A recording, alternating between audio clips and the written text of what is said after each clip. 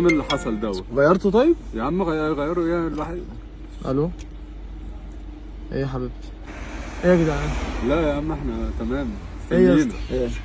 مش كنتوا بتتكلموا في موضوع؟ ايوه كاوتش تمام. وبعدين بس يا عم انا عايز اقول لك بقى ايه، رحت للراجل عشان انت مع اغيرها بقى، صحابي لقيته والله. بيقول لي ب 400 جنيه الكاوتش. وحشتيني. انا ليه انا بقالي نص ساعه ما كلمتكيش.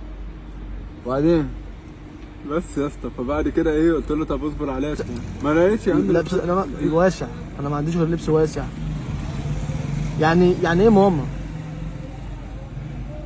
بس فروحنا للراجل بتاع انا بحافظ عليكي، انت زي مدامي، انا بحافظ عليكي يا جدعان. في حاجه يا بقول له الموضوع بتاع الكاوتش. انا بتكلم انتوا بتسكتوا ليه يعني؟ ما بنسكتش، احنا سكتنا اصلا.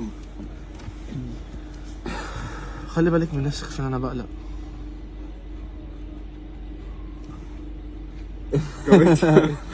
لا كاوتش بقى، بقولكش بقى فاهم اللي حصل. ايه يا صاحبي؟ الصوت عالي. مالك يا صاحبي؟ هقول لك انا بحكي لك حوار الكاوتش. كملوا كاوتش، كملوا كاوتش هنا. تمام. رحت بقى للراجل التاني. خلي بالك أيوة، من نفسك. بس خلي بالك من نفسك. وانا رايح هناك بقى خلي بالك من نفسك، خلي بالك من نفسك.